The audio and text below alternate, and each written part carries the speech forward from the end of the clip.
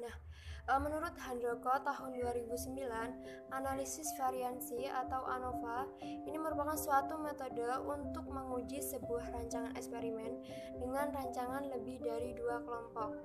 Uji ini termasuk dalam uji parametrik yang harus dipenuhi, yaitu data berdistribusi normal, varians homogen, dan diambil dari sampel yang acak.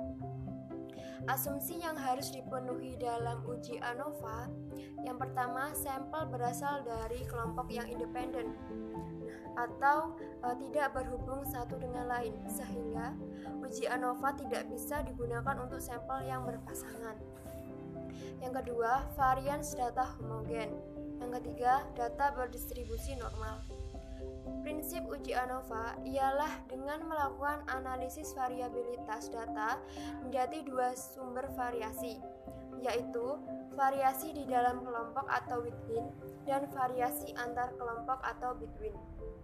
Nah, bila variasi within dan between sama atau nilai perbandingan kedua varian mendekati angka 1, maka berarti tidak ada perbedaan efek dari intervensi yang dilakukan. Dengan kata lain, nilai yang dibandingkan tidak ada perbedaan.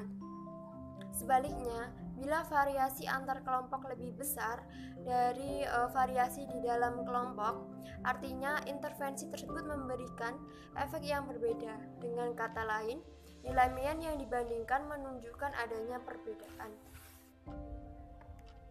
Persyaratan uji ANOVA ada 6. Yang pertama, sebaran data untuk masing-masing kelompok harus berdistribusi normal.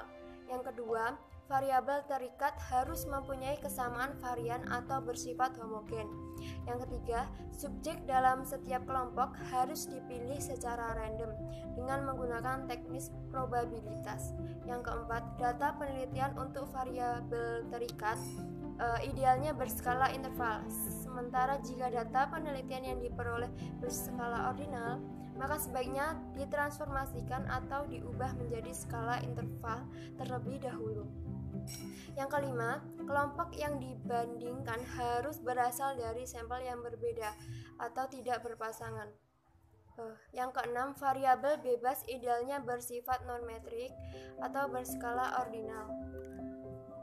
Nah, menurut Sugiarto tahun 2015, macam-macam uji ANOVA ada 2. Yang pertama, uji ANOVA satu arah atau one way ANOVA. Nah, ini digunakan untuk menguji hipotesis rata-rata dari 2 atau lebih sampel. Bila pada setiap sampel itu hanya terdiri dari satu kategori. Nah, yang kedua, uji ANOVA dua arah atau two-way ANOVA. Ini digunakan untuk menguji rata-rata sampel bila setiap sampel terdiri atas lebih dari satu kategori. Di sini kami lebih membahas mengenai uji ANOVA satu arah atau one-way ANOVA. Karena analisis one-way ANOVA ini, analisisnya menggunakan varians dan data hasil pengamatan merupakan pengaruh satu faktor. Nah, uji ANOVA satu arah ini bertujuan untuk mengetahui apakah terdapat perbedaan rata-rata antara lebih dari dua grup sampel. Yang dimaksud satu arah adalah sumber keragaman yang dianalisis hanya berlangsung satu arah, yaitu antar perlakuan atau between group. Persyaratan uji one-way ANOVA meliputi sampel berasal dari kelompok yang independen. Kedua, variabel faktor bersifat non-metrik atau data kategorikal. Yang ketiga, data-data masing kelompok berdistribusi normal. Yang keempat, varian antar kelompok harus homogen. Nah, untuk menentukan hipotesis merupakan H0, tidak terdapat perbedaan pengaruh variabel treatment terhadap variabel kriteria. H1, terdapat perbedaan pengaruh variabel treatment terhadap variabel kriteria. Nah, kriteria pengujian hipotesis, tolak H0 jika F hitung lebih dari F tabel, terima H1 jika F hitung kurang dari F tabel. Nah, untuk mencari nilai F hitung menggunakan tabel ANOVA untuk mempermudah perhitungannya, seperti yang ada di slide. Nah, ini terdiri dari sumber variasi, derajat bebas, sum of square, main square, dan F-hitung. Nah, ini merupakan bentuk data dari uji ANOVA.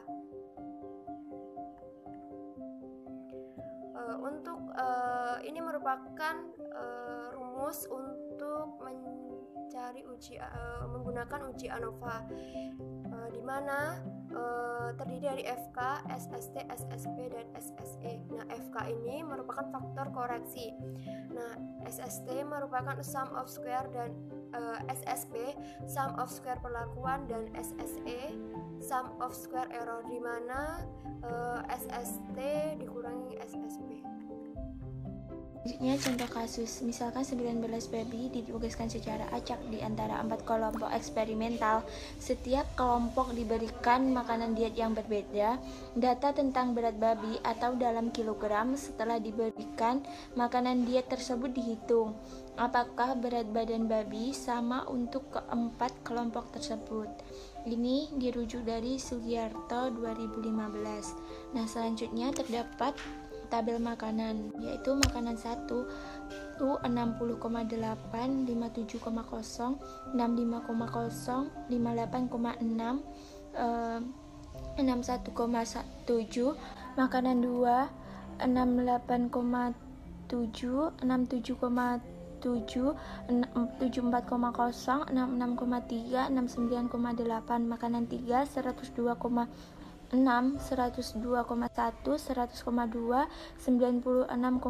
Makanan 4 87,9, 84,2, 83,1, 85,7, 90,1, 100,2, 96,5. Makanan 4 87,9, 84,2, 83,1, 85,7, 90,3. Selanjutnya solusi kasus. Penyelesaian untuk mempermudah perhitungan, dibuat tabel seperti di bawah ini. Makanan jenis 1 didapatkan jumlah NI ada 5, makanan 2 ada 5, makanan 3 ada 4, makanan 4 ada 5. Jumlah total ada 19. Selanjutnya jumlah sigma N J sama dengan 1 XIJ. Makanan 1 yaitu 303,1, makanan 2 346,5, makanan 3 401,4, makanan 4 431,2, dan makanan total jumlahnya 1403,1. Makanan 2 346,5, makanan 3 401,4, makanan 4 431,2, dan makanan total jumlahnya 1482,2.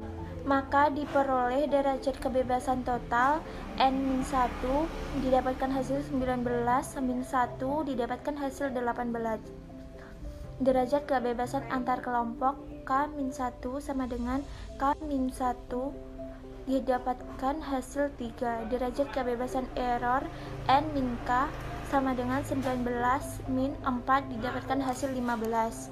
Selanjutnya makanan diet 1 diperoleh hasil 18373,922, makanan diet jenis 2 didapatkan hasil 24012,45, makanan diet jenis 3 didapatkan hasil 40280,49, makanan diet jenis 4 didapatkan hasil 37186,69.